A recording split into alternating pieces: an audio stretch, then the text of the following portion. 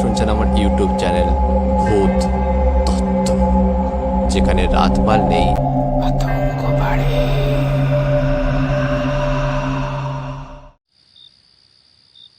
নমস্কার, সকলকে স্বাগত জানাচ্ছি।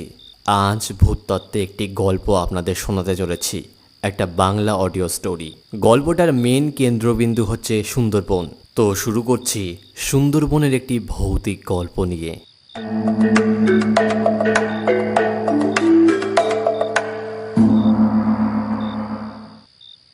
আজ থেকে 20 বছর আগের ঘটনা। অনলাইনে একটা অর্ডার করেছিলাম। অর্ডার করা 3 দিনের মধ্যেই কুরিয়ার সার্ভিস থেকে বিকাল 4টের দিকে আমাকে কল করে জানালো আমার জিনিস চলে এসেছে। অফিসের কাজ শেষ করে নিজের ব্যক্তিগত বাইক নিয়ে শানিয়ারি থেকে সুন্দরবনের উদ্দেশ্যে রওনা হয়ে গেলাম। শানিয়ারি থেকে সুন্দরবনের দূরত্ব আনুমানিক 35 কিলোমিটার। উঁচু নিচু আর ভাঙাচোরা রাস্তা, চাইলেও বাইক দ্রুত চালিয়ে যাওয়া একেবারেই সম্ভব না। অক্টোবর মাসের মাঝামাঝি বিকেল 5টার পরেই অন্ধকার নেমে আসে চারিপাশে। যাই হোক, ধীরে সুস্থে বাইক চালিয়ে সুন্দরবন পৌঁছতে পৌঁছতে প্রায় 5:45 বেজে গেল। এক গ্রামীণ ব্যাংকের নিচেই সেই কুরিয়ার সার্ভিস। কুরিয়ার সার্ভিসের অফিসে গিয়ে দেখি বেশ ভালোই ভিড়। সেখানে উপস্থিত একজনকে আমার আসার কারণ জানাতেই তিনি একটার পর একটা প্যাকেট সরিয়ে আমার প্যাকেটটা খুঁজতে লাগলেন। জিনিস হাতে পেতে পেতে আরও 20 মিনিট লেগে গেল। ঠিক 6:15 জিনিস হাতে পেয়ে বাইক স্টার্ট দিয়ে সুন্দরবন থেকে শানিয়ারির দিকে রওনা হলাম। এমনিতেই বিকেল 5টার পর অন্ধকার হয়ে যায়। তারপরে আজকে আকাশ মেঘলা থাকায় চারপাশ ঘুটঘুটে অন্ধকার হয়ে গেছে। শহরের ভেতর অন্ধকার তেমন একটা অনুভব না করতে পারলেও 0 মাইলের পর এসে অন্ধকারটা বেশ ভালোই বুঝতে পারলাম। বাইকের আলো যতটুকু, তাতে যেন অন্ধকার কাটতেই চাইছে না। সাবধানে বাইক চালাতে লাগলাম। 0 মাইলের পর থেকে পুরো রাস্তাটাই উঁচু নিচু আর ভাঙাচোরা। এমনিতেই এই রাস্তায় যানবাহন একটু কম থাকে, কিন্তু আজকে কোনো যানবাহন দেখাই যাচ্ছে না। মাঝে মধ্যে বাইকগুলো সাই সাই করে আমাকে ফেলে চলে যাচ্ছে। ওরা এই রাস্তায় বাইক চালিয়ে অভ্যস্ত, সেজন্য আমার থেকে দ্রুতই চলে যাচ্ছে। শামশেরগঞ্জ নামক এক জায়গায় আসার পর আমার বাইকটা আচমকাই বন্ধ হয়ে গেল। বাইক বন্ধ হওয়ার সাথে সাথে আমার ভেতর একটা ভয় কাজ করতে লাগলো। অনেকবার বাইক স্টার্ট দেবার চেষ্টা করেও ব্যর্থ হয়ে গেলাম। শরীরটা ভয়ে শিরশির করতে লাগলো। আশেপাশে তাকিয়ে অন্ধকার ছাড়া কিছুই দেখতে পেলাম না। বাইকের ইন্ডিকেটর জ্বালিয়ে অন্য কোনো যানবাহনের অপেক্ষা করতে লাগলাম। আমার আশেপাশে দুদিকে ঘন জঙ্গল।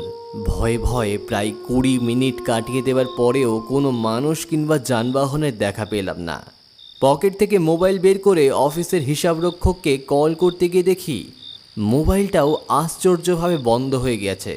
অথচ অফিস থেকে যখন বেরিয়ে আসি তখন 75% চার্জ ছিল। ভয়ে গলা শুকিয়ে আসতে লাগলো। বাতাস বইতে শুরু করলো। ভয় এবং শীতে আমার শরীর থরথর করে কাঁপতে লাগলো। হঠাৎই খেয়াল করলাম অত্যন্ত মিহি সুরে কেউ একজন ডান পাশের জঙ্গলের ভেতর থেকে আমার নাম ধরে ডাকছে। অর্ক, অর্ক, অর্ক। চাকরি সূত্রে আমার শানিয়ারি আসা। এখানে আমাকে কারো চেনার কথা নয় যে এই অন্ধকারে আমাকে নাম ধরে ডাকবে। ভয়ে গায়ের সমস্ত লোম দাঁড়িয়ে গেল আমার। আবারও মিহি সুরে জঙ্গলের ভেতর থেকে কেউ একজন আমার নাম ধরে ডাকলো। এদিকে দেখো। এবারে ডাকটা আগের থেকেও স্পষ্ট।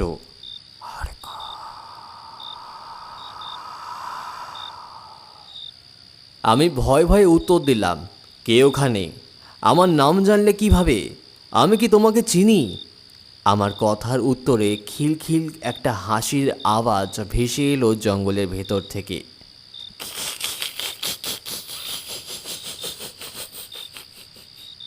হাসির আওয়াজ অন্ধকার জঙ্গলের বুক চিরে চারপাশে ছড়িয়ে পড়ল মনে হয়।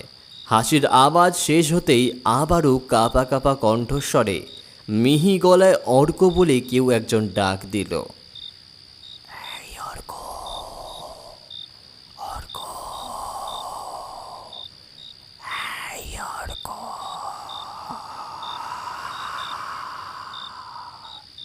এবারে ডাকের শব্দটা জঙ্গলের ভেতর থেকে নয়, মনে হলো আমার পেছন থেকে এলো। ভয়ে আমার শিরদাঁড়া দিয়ে ঠান্ডা স্রোত বয়ে গেল। চিৎকার করে সাহায্য চাইতে গিয়ে লক্ষ্য করলাম গলা দিয়ে চিঁচি ছাড়া আর কোনো শব্দই বের হচ্ছে না। দু কাঁধের উপর ঠান্ডা একটা হাতের স্পর্শ অনুভব করলাম। জড়বস্তুর মতো নড়াচড়া করবার সমস্ত শক্তি হারিয়ে ফেললাম মনে হলো। বাইকের মায়া ত্যাগ করে দৌড় দিতে চেষ্টা করলাম, কিন্তু পা দুটো যেন কেউ আঠা দিয়ে রাস্তার সাথে লাগিয়ে দিয়েছে মনে হলো। ঠান্ডা দুহাতে স্পর্শ কাঁধ পেরিয়ে এবার গলায় অনুভব করলাম। হাত দুটো আমার গলা সর্বশক্তি দিয়ে চেপে ধরল। দম বন্ধ হয়ে চোখ কোটর থেকে বেরিয়ে আসার উপক্রম হলো। শেষবারের মতো নিজের সন্তানের চোখটা সামনে ভেসে উঠল। প্রিয় মুখটা আর দেখতে পারবো না ভাবতেই চোখ দিয়ে জল চলে এলো। কিন্তু কেন জানি না হঠাৎ নিজের মাঝে সাহস চলে এলো। ভগবানের নাম নিয়ে খুব জোরে একটা ঝটকা মারলাম। ঠান্ডা হাত দুটো গলা থেকে নেমে গেল। ভগবান বলে বাইক দ্রুত স্টার্ট দিলাম। উপরওয়ালার দয়ায় প্রথম চেষ্টাতেই বাইক স্টার্ট হয়ে গেল। বাইকটা টপ গিয়ারে নিয়ে দ্রুত ছুটলাম বাড়ির দিকে। পেছন থেকে ভয়ঙ্কর একটা চিৎকার ভেসে এলো, এবারে এর মতন বেঁচে গেলে কিন্তু পরের বার আর বাঁচবে না। শব্দটা কানে ভেসে এসে বাতাসে মিলিয়ে গেল। যাওয়ার আগে একবার পেছন ফিরে তাকাতে স্পষ্ট দেখলাম জঙ্গলের ভেতরে সেই হাতটাকে ওত পেতে আছে তার পরবর্তী শিকারের অপেক্ষায়।